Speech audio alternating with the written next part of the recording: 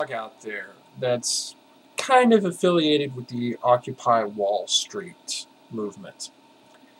And I sent a little note to them telling them about my current situation. Thinking that, maybe it's not the biggest sob story like what they've got on there. Some of the things that they have on there. But maybe it's telling enough that it could be a part of their movement. Well, apparently, the story of a 27-year-old would be economically doomed without the support of his parents, who's never made more than $8 an hour in his life, and who works his butt off for that small amount, while people who make infinitely less make millions more, or who do infinitely less make millions more, with my only protection being something I never thought I would need, that is, membership in a union. Apparently, that's not enough of a sob story for the people who run that Tumblr blog. Never mind the fact that even though I admit I don't have a college degree, and I do admit that was completely my fault, the fact is that now, if I wanted to go back to school, or if I felt like I needed to go back to school, which I don't, tuition is so high now that it would be unfeasible for me to do that. I would put myself way back into debt. And even then, at the end of it, college degrees aren't guarantees of getting a good job anymore.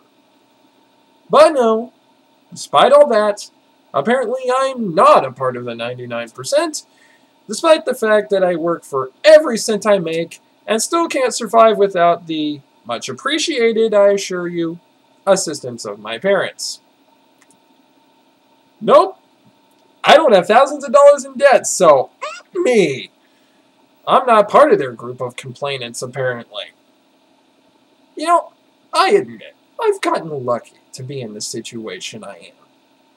But it's still not lucky enough. I have a car payment, but I need that car in order to be able to get to work. And even when I got my car, I went the relatively economic route on my car selection by selecting a relatively inexpensive and gas-friendly sedan. For the longest time, my parents paid my own car insurance, but I took on to that car insurance myself to help them out. But as far as health insurance goes, if I don't get it through work, I don't get it at all. I can't afford it.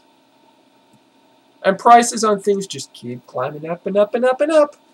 But my pay rarely ever does.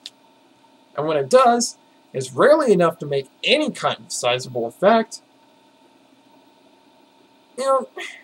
It's gotten to the point where part of the reason that I feel like I'm going to be leaving Oklahoma sooner rather than later is to find some kind of a better job.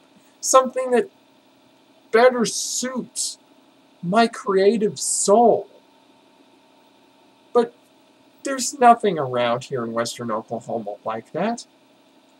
And even when I get to wherever I end up being, I would prefer southern Oregon, but wherever it is, there's no guarantee that A, I'll be able to find such a job, or B, that such a job will pay me any better relative to the area's standard of living.